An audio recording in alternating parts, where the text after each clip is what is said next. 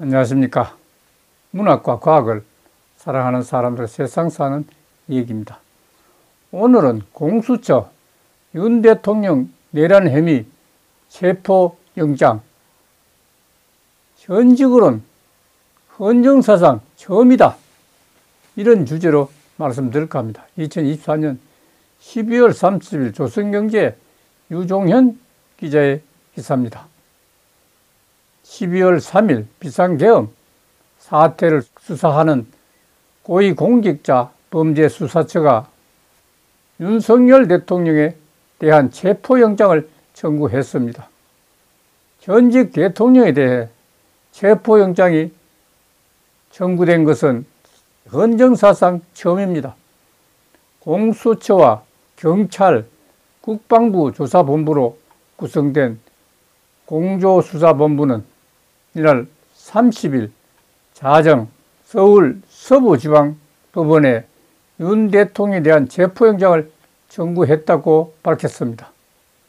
공수처는 앞서 세 차례 윤 대통령에 대해 내란 우두머리 및 직권남용 혐의 피의자 신분으로 출석해 조사받으라고 통보했지만 윤 대통령은 모두 응하지 않았다고 했습니다. 윤 대통령은 세 차례 모두 출석 요구서 수령을 거부했고 변호인 선임계 제출과 일정 조율을 위한 연락도 하지 않았다고 합니다. 공수처는 마지막 출석 통보일인 지난 29일에도 윤 대통령이 불출석하자 체포영장 청구를 유력하게 검토해 왔다고 합니다.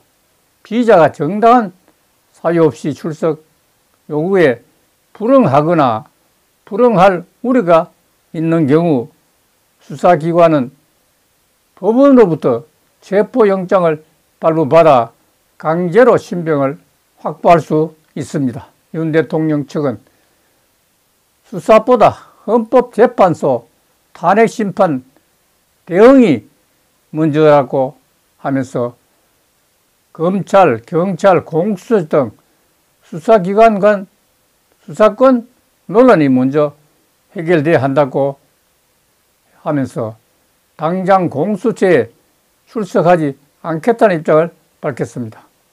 윤 대통령의 변호인단 구성을 도운 석동현 변호사는 30일 취재진에 공수처는 내란죄 수사권이 없다고 이렇게 밝혔습니다.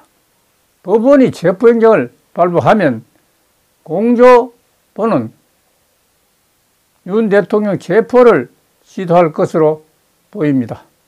윤 대통령은 현재 한남동 대통령 관저에 집거하고 있습니다. 이 경우 관저를 경호하는 대통령 경호처와 마찰을 빚을 수 있습니다.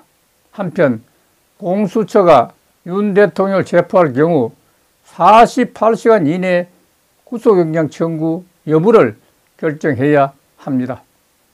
구속영장이 발부되면 기소 전까지 최대 20일간 구속이 가능합니다.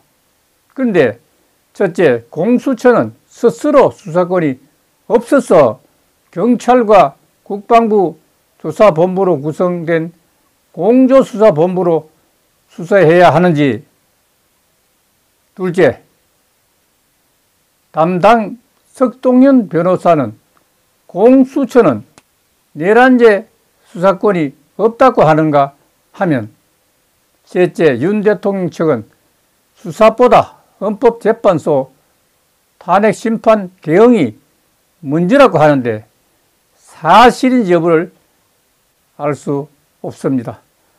알았으면 합니다. 감사합니다.